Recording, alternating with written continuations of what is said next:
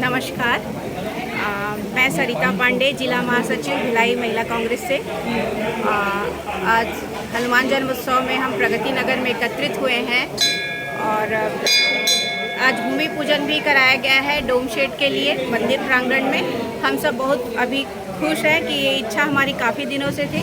यहाँ बैठ के सब भजन और हनुमान चालीसा सुंदरकांड का पाठ करते हैं। सावन में अभिषेक और हवन यज्ञ होते हैं, तो हमारे लिए डोम शेड बनने के बाद हम सबको बहुत हर्ष हो रहा है कि हमें अब धूप बारिश हवा से बचाव रखाव मिलेगा। तो इस कारण से हम सब बहुत हर्षित हैं, इसलिए यहाँ सब हम अभी एकत्रित हुए हैं प्रगति नगर में। मैडम, जो निगम में जो परेशानियाँ चल रही है, जो जनता भुगत रहे हैं यहाँ पे, इसके बारे में क्या कहना चाहेंगे आप? रिसाली नगर निगम के बारे में पूछ रहा हूँ मैडम। रिसाली नगर निगम में अभी सफाई फिर से पुनः कार्य प्रगति पे है, सफाई हो रही है।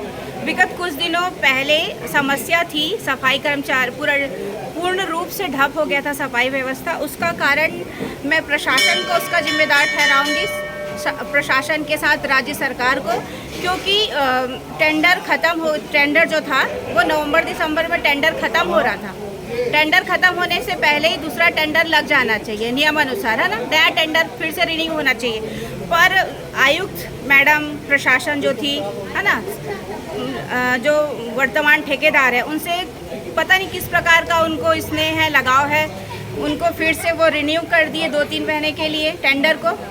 उसके बाद नया टेंडर प्रोसेस में लाया नहीं गया और रिन्यू जितने दिन के लिए हुआ था, वो टेंडर ख़त्म होने के बाद महापौर चाहती थी कि टेंडर नए सिरे से हो, और टेंडर नए सिरे से नहीं होने के कारण से उन्होंने कहा अगर आप नए सिरे से टेंडर नहीं करवा रही हो तो आप निगम को दे दो, कलेक्टर दर पे कर्मचारियों का वेतनमान होगा और सफाई जो है वो नियमित रूप से चलते रहेगी जब तक कि नया टेंडर नहीं हो रहा है। मैडम, अभी इसी बात की मतभेद थी स्थिति में शासन प्रशासन के बीच, नगर शासन और प्रशासन के बीच में। इस कारण से अव्यवस्था हुई। कुछ दिनों के लिए, 4-5 दिनों के लिए फिर से सफाई व्यवस्था पूर्ण रूप से ठप थी। फिर पुनः उसी पुराने ठेकेदार को फिर से उन्होंने कुछ दिनों के लिए फिर से टेंडर दे दिया, इसलिए सफाई फिर से चालू हो गई। मैडम, ये तो जो लोग बता रहे हैं जी, जो पब्लिक डोमेन में है कि सिर्फ 3 महीने के लिए आगे बढ़ाया गया है। हाँ। अब ये 3 महीना बाद फिर वही स्थिति हो जाएंगे, इसके बारे में क्या कहना चाहेंगे? इसके बीच में क्या टेंडर फाइनल कर सकते हैं आप लोग या निगम करेंगे?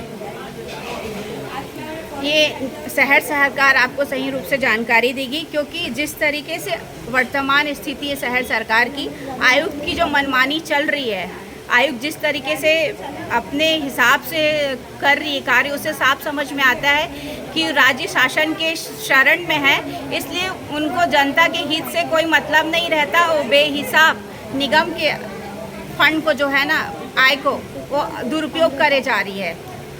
मैडम, जो लोकल जो सरकार है, जो चुनी हुई सरकार, जो जनता ने चुना गया है, या वो महापौर है या पार्षद है, क्या आयुक्त इनके बात नहीं सुन रहे? नहीं सुन रहे।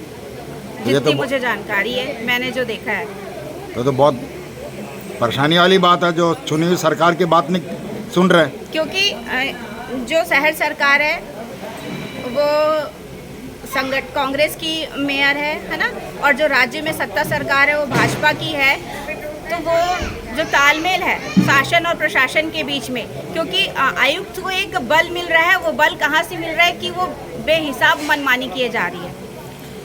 लेकिन जो महापौर होता है वो तो पार्टी का नहीं होता है, वो सिर्फ जनता का बन जाता है। जनता का होता है, पर आपके बीच में तालमेल नहीं होगा, आपको नगरीय निकाय प्रशासन से आपको सहयोग नहीं मिलेगा, नगरीय निकाय से आपको फंड नहीं मिलेगा, सहयोग नहीं मिलेगा, तो वो शहर सरकार क्या कर पाएगी उसमें? अभी आप सुन रहे थे नगर निगम रिसाली के जो परेशानी हैं, हमारे यहाँ के एक नेत्री है, उनकी बातों को। धन्यवाद।